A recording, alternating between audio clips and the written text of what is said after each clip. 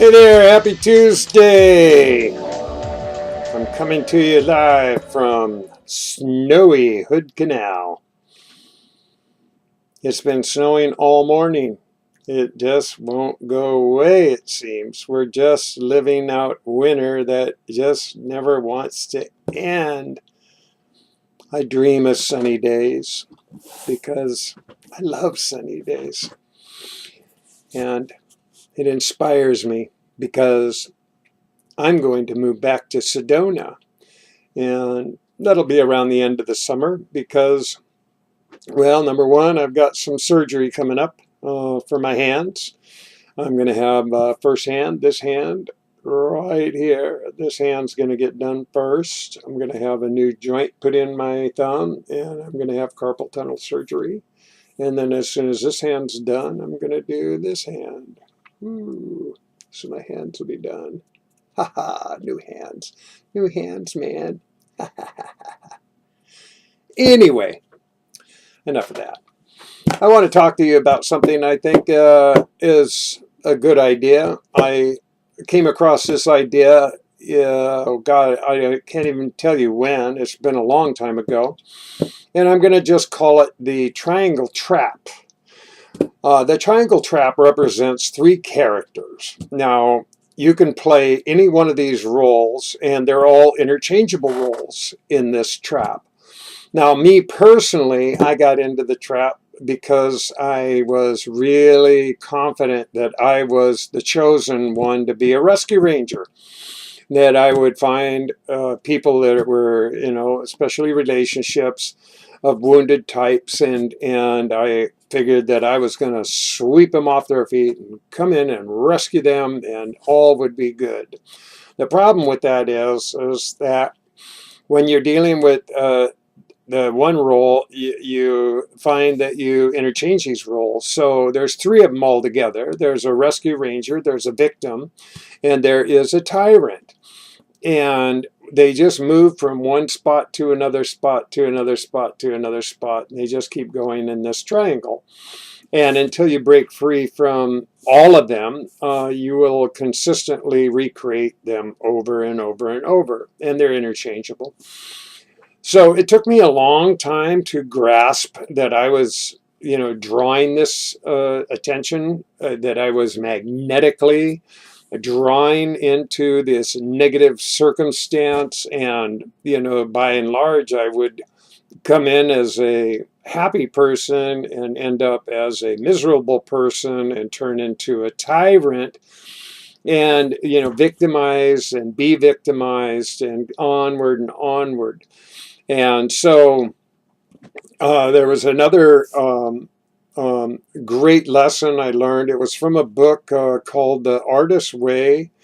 And there was it was a workshop, and it was a workshop book, and it was really a powerful book. And I remember reading that book several times. And one of the things that really struck me, it stuck out and stuck with me, is about crazy makers. And I realized that I was drawing crazy makers into my life, and I couldn't figure out why.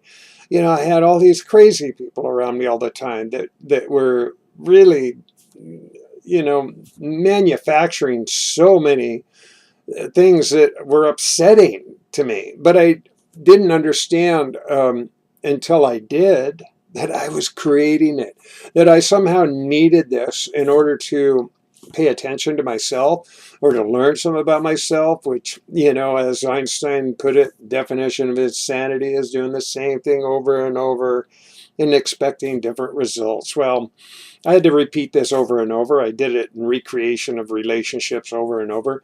And I realized that the real truth is that I was the victim, that I, even though I came in as the rescue ranger, I was playing victim. And so I draw all this really, it'd start off sweet and end up horrible. And I did it over and over and over again. And so it took a long, long time to recognize that I was the one responsible for this.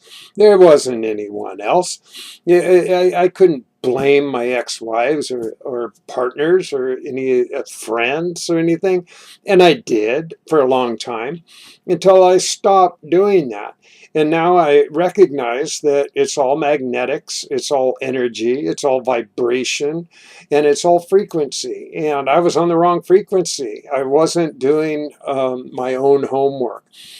So the more we understand that whatever we think about, we bring about, and we enact in these powerful steps in order to take more control of our lives, our situation, and develop a new attitude and practice. Now, I never think that I'm going to be anything other than a practitioner. Now, maybe that's limiting myself, but I don't mind being a practitioner, because I think every day it's required of us to practice. Practice what we think, practice what we believe, practice what we want. And so, I practice it being holistic and healthy and positive. I practice it taking more initiative and more responsibility. Yeah, I look at practice as so it's like a very Buddhist thing. It's like, why do you rake leaves every day? Because they fall. Why do you start sweeping the floor after you finish it? Because it needs to be swept. And it's all those things. It's a practitionering thing. And I figure, I look at it like this: if a doctor can have a practice, and in that practice, he can practice on people, and a lawyer can have a practice and practice on people, and athletes have practice, and so they can go play, and musicians practice so they can go play. Why don't we all just practice at playing, and learn to live our lives this way and be happy about it? And not be caught up in the drudgery and make it all so convoluted and complicated. We can actually be healthy and happy and prosperous and living our dreams and having one of the great things that we were gifted with is imagination. We have this big imagination, and most people, they don't use much of their brain, let alone any of their mind. Now, the brain is just another big muscle up there. It does a lot of things, and it contains a lot of mass. But we're not using much of it as a species, unfortunately. But, there's a separate thing from the brain, and that is the mind. And the mind is a completely different vessel. Mind houses our conscious and our subconscious. The brain just functions in a muscular form, in a physiological form, where the mind works in universal. It works in energy, and it works in frequency, and it works in vibration. And by using our mind in a more powerful way, we can open up channels like decalcifying our pineal gland and opening up our crown chakra and our third eye, and being able to be of golden light and have that experience through our expression. Now, this takes a lot of practice. Enlightenment is not an easy path. It's really the road less traveled, because it's not convenient, and it takes a lot of concentration and a lot of work. And so I'm willing to consistently practice every day. And I don't know how perfect I am. I'm far from it. And so I don't really, it's not about perfection. It's about the practice. It's about going through the elements every day and considering, what am I about? What do I want to achieve? How much love do I have for myself? All these kind of things are considerations that every individual has to own, take responsibility for, and decide for themselves. It's not my job to determine what others are going to do. I've made choices in my life. I've made serious choices, and especially over these last couple of years, I made crazy changes in my life that I am totally jazzed about. I went from being a carnivore to a vegan. And I just stopped. One day it hit me that I just didn't want to do that anymore. So I changed my mind and I just stopped. I changed from doing that. I stopped eating meat and seafood and dairy, and I stopped alcohol and cigarettes and pot. I stopped coffee. I stopped eating donuts and cookies. Yeah, I just stopped all these things because I realized they weren't serving me. They really ultimately were holding me back. So now I am down to a very lean body, which has been really exciting to me. It's different, although at this point, because I lost so much weight, I've got some saggy skin, but that's just temporary. I know I'm going to correct that. And I haven't been able to do a whole lot because I've had to be careful with my hands. Last year I was working so much and so hard and humping. I was working here on the property a lot, and I was getting some pretty big guns. It was actually building muscle mass a lot. And when my hands went totally south on me, which they did, and everything was painful. I couldn't even open bottle caps and things. So as a result of that, my body has changed again. But I know it's temporary. I'm going to change that back as soon as I can get my hands to where I can do what I was doing to a certain degree, what I had been doing before. I'm going to rebuild all that. So I'm excited about that. And I know I can do it. And anybody can do it. I'm not doing anything that anybody else can't do. And I'm not preaching to anybody. I'm just telling my story. This is how my life's changed. And simply back to the point is that I changed my mind. Whatever I thought about, I'm bringing about. And so it's constant. I just think about it and I bring it about. I don't want a bunch of negative. I don't want to have difficulties. I don't want to be challenged. I don't want to be faced with problems. I see everything as opportunity. And I take responsibility in that. So whatever the situation may be, and it will always be there. It would be lovely if every day was flawless, but it's not. Things happen. It always appears that way. So it's not what happens, it's how we address what happens, how we perceive what happens, it's all in our perception. So again, whatever we think about, we bring about, and we just have to take responsibility for whatever that is. It doesn't matter what it is. Everybody has their own circumstance to address. We all have a responsibility. Excuse me, swallowed. Oh, there we go. Anyway, we all have a responsibility to ourselves, to learn to love ourselves, to honor ourselves, respect ourselves, to reach our highest potential, to discover who we really, really are. And I'm looking forward to a life of greatness, a life filled with adventure and creation and creativity and artistic endeavor and having fun and socializing with people and being able to share gifts and share knowledge and all those things.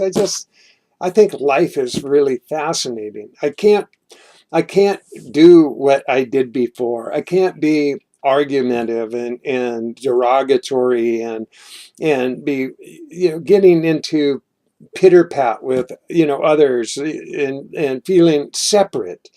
I quit watching TV a long time ago because it doesn't help. It just programs all the wrong things, and people get into these basic mental fisticuffs. Everybody's being pitted against each other, black against white, young against old, gays against straight, Republicans against Democrats.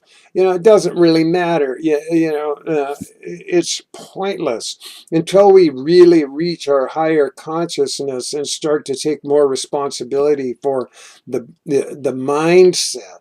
The mind is a powerful tool. And if we want to get to our highest good, we have to manage our mind. Most people, their brains, it's a muscle up there and it has a lot of components to it, but the brain is not the mind. The mind is something different than the brain. The mind just gives you endless potential. It's your subconscious and conscious. It's how you reach your universal space. It's how you can see beyond your own limitations and your highest good and your greatest potential. So I offer you this. just remember that whatever you think about, you bring about. You are the captain of your ship. You have a captain and a crew. The conscious mind is the captain and the crew is the subconscious. And the subconscious always responds with a resounding yes. So if you say to yourself, oh, I'm not that good, I can't do this, I shouldn't have done that, the subconscious is going to give you an absolute resounding yes and support you in that, which was going to limit you. Now, if you say with sincerity and authenticity that I am doing this, I am going to make this happen, I'm having a great time, my life is working for me, I intend to create this, all of those things, and the list goes on and on. I am strong, powerful, whole, complete, creative, imaginative, loving, kind. All these things are powerful. And the more you understand them, the more you repeat them, the more embedded they become in the mind's eye. And the subconscious will just always support the conscious, the captain and the crew.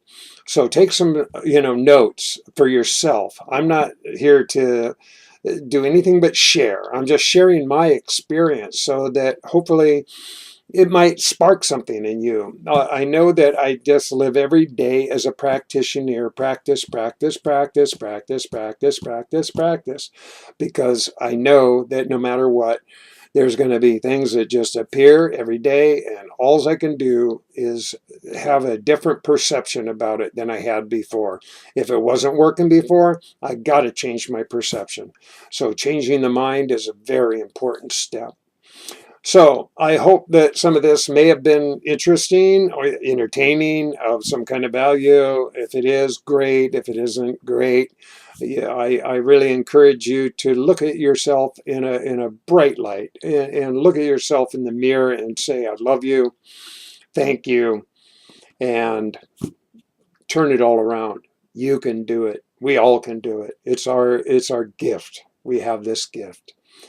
So with that all being said, I hope that the sun shines on you wherever you are, and that you have love in your heart and peace in your mind, and that there's big hugs waiting for you somewhere. So peace for now. Love you. Have a beautiful, wonderful, marvelous day. Until the next time. This is Weedu SHIVAMBU.